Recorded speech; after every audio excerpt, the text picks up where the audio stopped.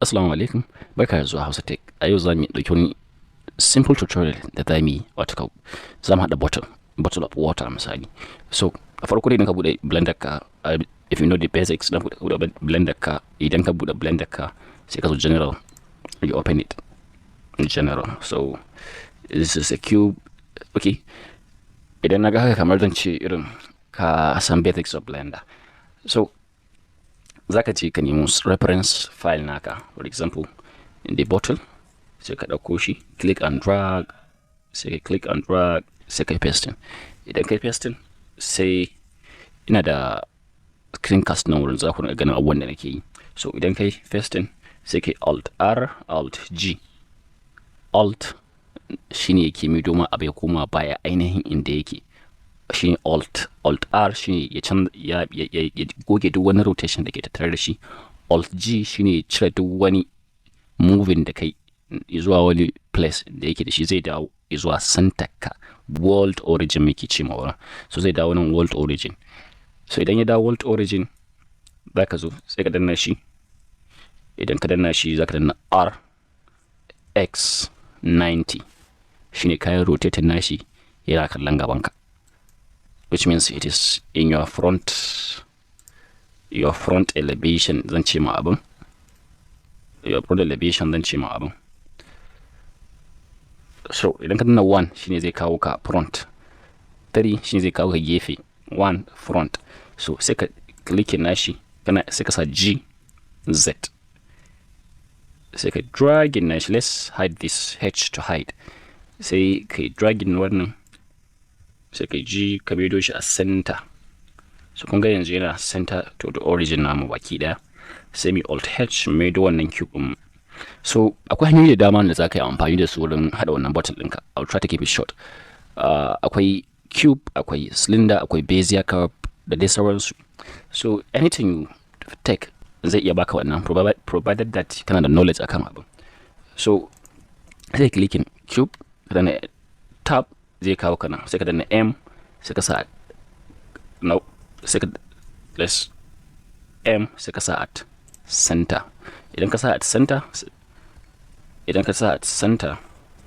sai ka je ya zama dan dot, ina cin abin ba text. So sai ka E to extrude, sai ka kawo shi zuwa H inda kake so. E to extrude zuwa wannan H inda kake so, E to extrude zuwa wannan H inda kake so. So in a short term za mu ta yin E Z, mu mai da shi sama, E Z zuwa wannan, E Z zuwa nan, E Z nan, E Z nan, E Z nan, E Z here da E Z. Haka samu kai inda kake so. So zan zo mai so kuma E Z sama ta doguwa zuwa wannan pace din, sai mi E Z, in ka sa Z zai locking wannan hanya, amma idan muka ja shi zai ba mu damar da za mu kai shi inda muke so. So I'll try to keep it in proximity.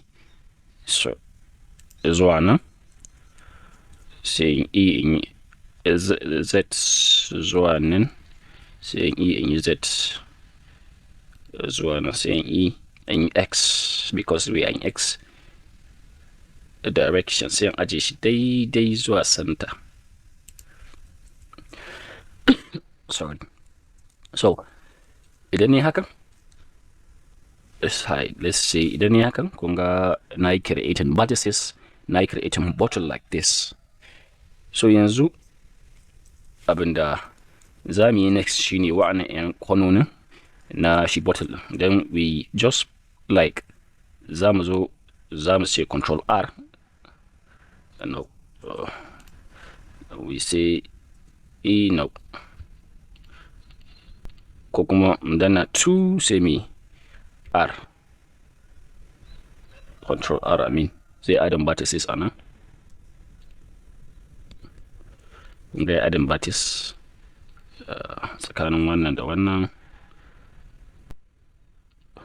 Za mu yi clicking vertex na sama da na ƙasa, sai adding another vertex da wannan sai mi control R, sai mu sa shi a nan, wannan da wannan control R sai mu sa shi a nan, wannan da wannan control R sai mu sa shi a nan, wannan da wannan control R sai mu sa shi a nan, idan wannan da wannan control R sai mu sa shi a nan.